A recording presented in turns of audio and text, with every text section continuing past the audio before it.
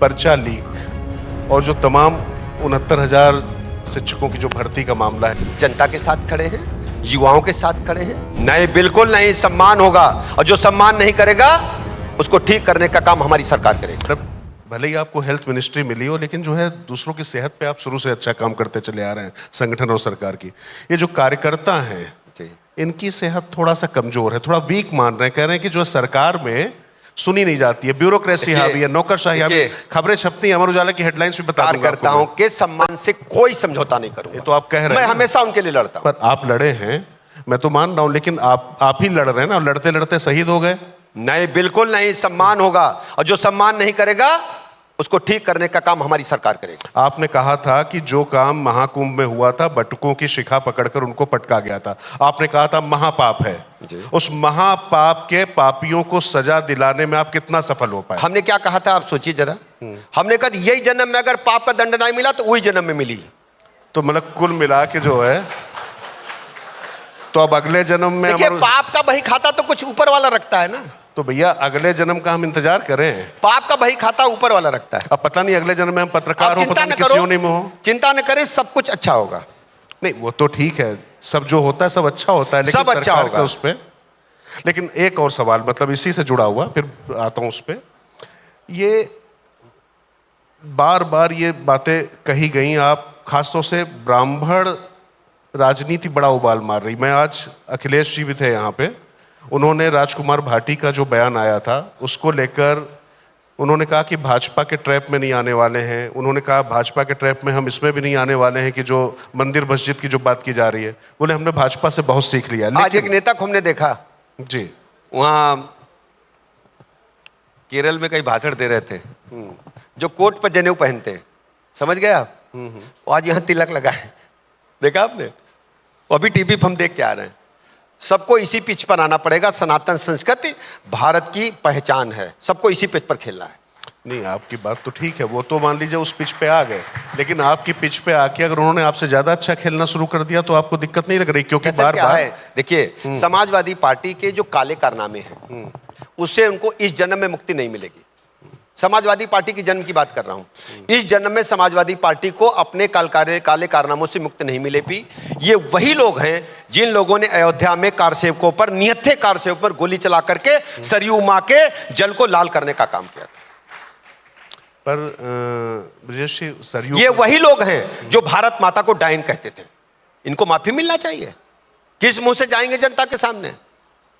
पर ब्रजेश जी, मतलब अगर उस समय जो ये वही लोग हैं कि बर्थडे होता है तो बरगिम्बम से बग्घी मंगा करके रामपुर की सड़कों पर निकलते हैं। कौन माफ करेगा इनको? आप सोचो, आप कर पाओगे? नहीं, पर आप लोग का दिल बहुत बड़ा है, आप लोग माफ कर देते हैं। जब, बताओ ना, आप लोग माफ कर देते, बताओ ना। मतलब काफी लोगों को माफी दी है। देखो, ऐसा है ना, भारतीय जनता पार्टी एक विशाल परिवार है। जो भी भारत माता का जय बोलता है और सनातन संस्कृति में भरोसा करता है, माननीय प्रधानमंत्री जी की गरीब कल्याण योजनाओं को जन जन तक पहुंचाने का वचन देता है, हम सब एकजुट होकर के इस कार्यक्रम को देश की जनता तक, अंतिम व्यक्ति तक पहुंचाने का काम करते हैं। नहीं, पर मैं फिर कह रहा हूं कि आप लोग बहुत जल्दी माफ कर देते हैं। बताइए, उदाहरण दीजिए ना। जो रम में राम वाले थे जी, जो रम में राम वाले थे, उनके सुपुत्र आपके साथ कैबिनेट में बैठते हैं। आजकल वो प्रोटोकॉल सिखा रहे पत्रकारों। पापा की गलती आप पुत्र को देने का पक्षधर हैं? तो आप मुलायम की गलती आप बताइए ना। तो मुलायम की गलती का तो 12 से 17 किसका था? 12 से 17 कौन था? 12 से 17 कौन था? अखिलेश थे। तब फिर ये पापा हैं? मैं अब ये जानना चाह रहा हूँ कि ये दूसरे जन्म का वेट करना पड़ेगा। मैं बहुत गंभीरता से आपसे देखते रहो। देखो, चुनाव नहीं, मैं बताऊं, मैं कह रहा हूँ, मेरी बात सुन लो। मैं सुनिए। अच्छा, आप क्या चाह रहे हो? नहीं, मैं सुनिए। आप क्या चाह रहे हो? एक पतंग कभी उड़ाए हैं कानपुर में? नहीं, मैं तो क्रिकेट पतंग उड़ाने कानपुर में बहुत, लखनऊ पतंग उड़ती है। पतंग कट गई, अगर किसी के हाथ एक आदमी की लगी तब तो वो उड़ा लेगा दोबारा, और 10-12 जन के हाथ लग गए तो